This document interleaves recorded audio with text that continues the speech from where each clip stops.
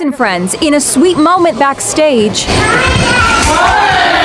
his daughter... The shock of Charlie Kirk's sudden death on September 10th continues to reverberate across the United States. At only 31 years old, Kirk, the founder of Turning Point USA and a rising voice in conservative politics, was killed during a speaking event at Utah Valley University. His final moments, as described by eyewitnesses and remembered by those closest to him, paint a vivid picture of the tragedy that ended his life and of the grief that now consumes his family. Kirk was on stage at the university as part of his American Comeback Tour.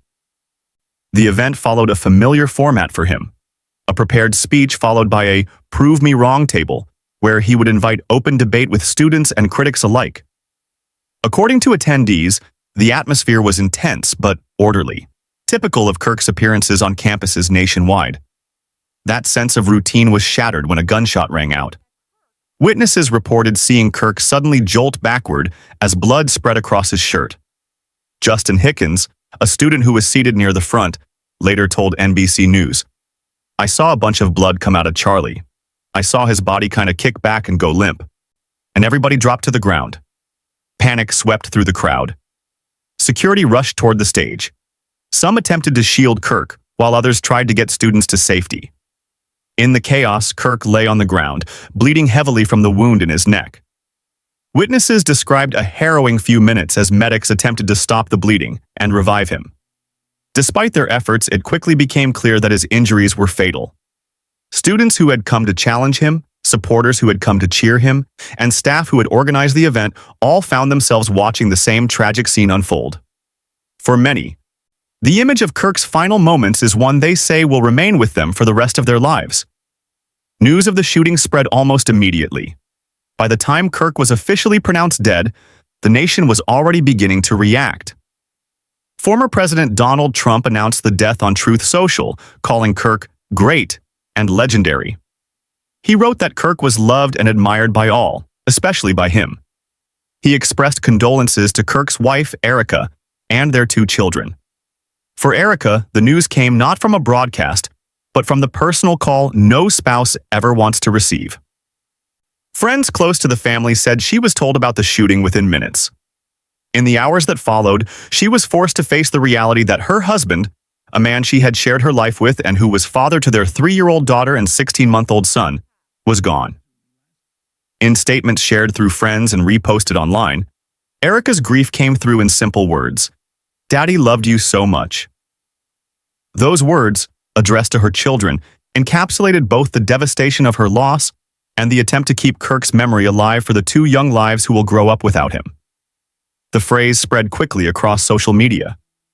Supporters of Kirk echoed it in tributes, using it to emphasize the personal side of a man who was often known more as a political figure than as a husband and father. Critics, too, largely acknowledged the pain of the loss, even as debates about his politics continued. Eyewitnesses have since recounted the scene repeatedly. One student said the moment seemed to happen in slow motion. Another said the silence that followed the shot was deafening, broken only by screams and the sounds of people rushing to the exits. A faculty member who was helping coordinate the event described seeing students crying in shock and disbelief. The suspect, Tyler Robinson, was identified soon after. At 22 years old, Robinson was turned into law enforcement by his own family. According to FBI Director Kash Patel, Robinson left a note stating his intent to kill Kirk. Although the note was partially destroyed, forensic analysis confirmed its contents. Robinson surrendered days later and is now facing federal and state charges. The revelation that the attack was premeditated deepened the sense of horror. For many, it was proof that words of political hostility had escalated into deadly violence. For others, it was a reminder of how vulnerable public figures are when appearing in open venues. In the days after the shooting, stories about Kirk's last words and actions began to circulate. Some said his final words on stage, before the attack, were about freedom of speech and the importance of dialogue, themes central to his career. Others recalled how he had smiled as he welcomed a student to the microphone, unaware that his life was about to be cut short. For his family, those details are painful reminders of what was lost. Erica has spoken of his devotion to their children, saying that no matter how busy his schedule was, he always made time for them. Friends have recalled him FaceTiming with his daughter before events, or holding his son on stage during less formal gatherings. The phrase, "Daddy loved you so much," reflects a truth that those who knew him personally say was central to his life. The outpouring of tributes from public figures added to the national conversation. Chris Pratt posted a prayer for Kirk's family, later sharing a video that sparked its own controversy. Selma Blair described him as an incredible man in a post that led her to disable comments amid backlash. Maria Shriver, Meghan McCain, and Piers Morgan each shared condolences. Jimmy Kimmel, often a critic of conservative politics, also offered sympathy. The breadth of responses showed how deeply Kirk's death resonated, even across political divides. At the same time, harsh comments appeared online. Some individuals mocked or celebrated his death, leading to firings and suspensions. A South Carolina teacher who posted that America was greater after Kirk's death was placed on leave. MSNBC parted ways with analyst Matthew Dowd after remarks that were interpreted as insensitive. These incidents reinforced the tension around Kirk's passing and highlighted how polarized reactions have become. For Erica and her children, however, the focus is not on the political fallout but on personal grief. Friends say she has been surrounded by family and supporters, receiving prayers, meals, and financial contributions from those who want to ease her burden. Still, no support can replace the presence of a husband and father. Kirk's funeral is scheduled for September 21st in Phoenix, Arizona. The city holds special significance for Turning Point USA, which he founded and headquartered there. The service is expected to draw thousands of mourners, including family, close friends, political leaders, and supporters. Former President Trump is expected to deliver remarks along with other prominent conservatives. For those attending, the funeral will be a chance to remember not just the political figure, but the man. Many expect that personal stories will dominate. Stories about his devotion to his wife, his joy in fatherhood, and the determination he showed in his career. His children will be at the center of many tributes, with the reminder that they will grow up hearing about a father they lost too soon.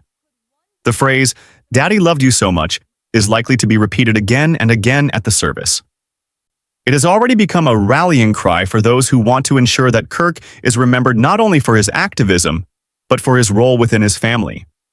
In the weeks since his death, Turning Point USA has pledged to continue his work. Leaders within the organization say they are committed to honoring his legacy by maintaining the programs and tours he built. At the same time, they acknowledge that his absence leaves a gap that will not easily be filled.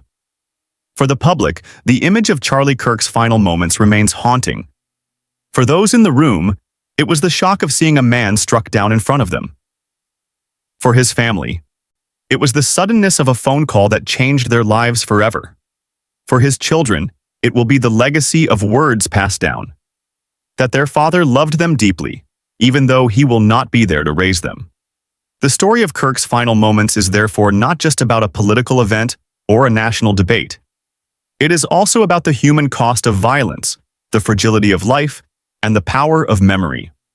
As the country prepares to watch his funeral, the phrase, "Daddy loved you so much," will continue to echo, carrying with it both sorrow and remembrance. Charlie Kirk's death is being processed through many eyes: the eyes of the students who saw it happen, the eyes of the nation watching on television, and most painfully, the eyes of his wife and children who must now live without him. Through their eyes, his final moments are not only a national tragedy but a deeply personal loss.